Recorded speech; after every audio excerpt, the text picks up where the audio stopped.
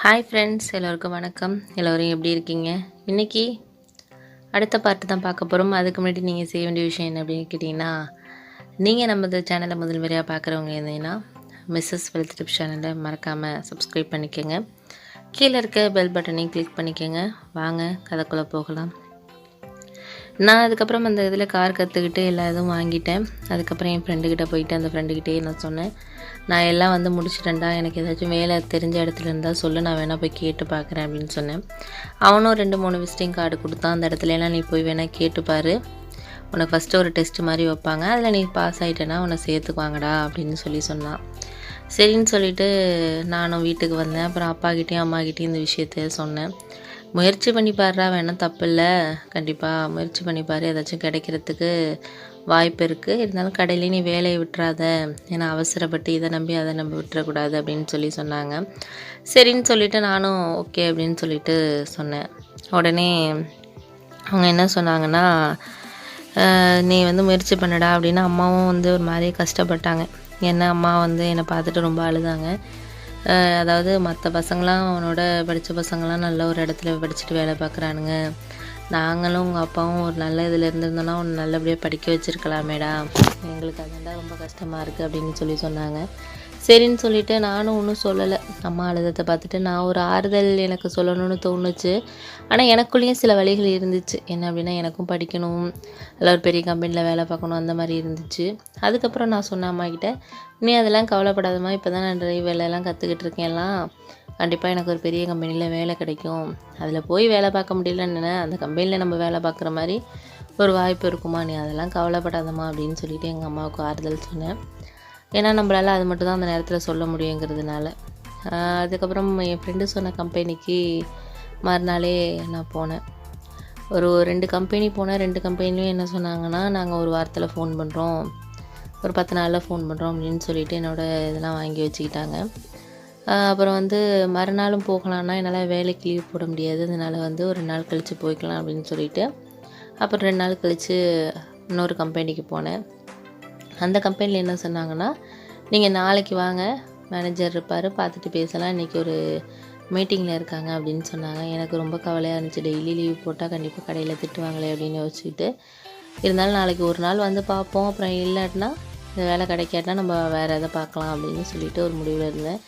சரின்ட்டு சொல்லி மறுநாளும் போனேன். அதுக்கப்புறம் மேனேஜர் இருந்தாங்க, ஒரு 1/2 மணி நேரம் என்னை வெயிட் பண்ண சொன்னாங்க. அதுக்கப்புறம் அவர் கூப்பிட்டு பேசினார். என்னப்பா நீ தான் நேற்று வந்ததாம சொல்லிக்கிட்டு இருந்தாங்க, எவ்வளோ நாளாக கற்றுக்கிட்டு இருக்க அப்படின்னு சொன்னாங்க. நான் சொன்னேன், இப்போ ஒரு 4 மாதமாக தான் சார் கற்றுக்கிட்டேன் ஆகுது அப்படின்னு சொன்னேன். அவர் வந்து, பரவாயில்லப்பா நீ உண்மையை சொல்கிற, சில பேர்லாம் வந்து ஒன்றுமே தெரியாது, இருந்தாலும் நான் 2 வருஷமாக ஓட்டுறேன் 3 வருஷமாக ஓட்டுறேன்னு போய் சொல்லுவாங்க, நீ பரவாயில்ல உண்மையை சொல்லியிருக்கிற அப்படின்னு சொல்லிட்டு என்னை பாராட்டினார். அதுக்கப்புறம் கார் கொடுத்து அங்கே உள்ள கிரவுண்டில் ஓட்ட சொன்னாங்க. பரவாயில்ல நல்லா ஓட்டுற, ஒன்றும் பிரச்சனை இல்லை, உனக்கு ஃபஸ்ட்டு வந்து ஒரு 2 பேரை மட்டும் அழைச்சிட்டு போகிற மாதிரி ஒரு டைமிங்க்கு நான் கொடுக்குறேன், உனக்கு நான் 15,000 சம்பளம் தரேன்ப்பா அப்படிங்கிற மாதிரி ஓகேவா உனக்கு இது அப்படின்னு சொல்லி கேட்டார். நானும் ஓகே சார், ஏன்னா நம்ம காய்கறி கடைக்கு போனால் காலையில் 6 மணிக்கெல்லாம் போயிடணும், நைட்டு வர 10 மணி ஆகிடுது. இதுனா நம்ம 9 மணிக்கு போனோமா இல்லை சாயந்தரம் 5 மணிக்கு வந்தோமான் இருக்கும், சம்பளமும் நம்மளுக்கு ஒரு 5,000 கூட கிடைக்கிது அப்படின்னு சொல்லி சொன்னேன். அதுக்கப்புறம் வந்து அம்மாக்கிட்ட வந்து சொன்னேன், இது மாதிரி கிடச்சிருக்குன்னா அம்மா அப்பா ரொம்ப சந்தோஷப்பட்டாங்க. அதுக்கப்புறம் அந்த வேலையை விட்டுட்டு இந்த கம்பெனி வேலைக்கு போனேன். ஃபஸ்ட்டு ஒரு 6 மாதம் வந்து எனக்கு கொஞ்சம் கஷ்டமாக இருந்த மாதிரி இருந்துச்சு. ஏன்னா அங்கே உள்ளவங்கள்ட்ட பழகுறதுக்கும் ஒரு எப்படி நடந்துக்கிறதுன்னு எனக்கு ஃபஸ்ட்டு கொஞ்சம் தெரியல. ஏன்னா நம்ம வந்து அவங்களோடலாம் அந்த மாதிரி இடத்துல பழகாதனால என்னோட ஒரு உடை எல்லாமே வந்து ஒரு மாதிரி அவங்களோட ரொம்ப வேறுபட்டு இருந்துச்சு. அப்புறம் கொஞ்சம் கொஞ்சமாக என்னை மாற்றிக்கிட்டு அந்த இடத்துக்கு தகுந்த மாதிரி என்னை கொஞ்சம் மாற்றிக்கிட்டு ஓரளவு நானும் வந்து அவங்களோட ஒரு நல்லா பழகக்கூடிய ஒரு ஆளாக மாறினேன்.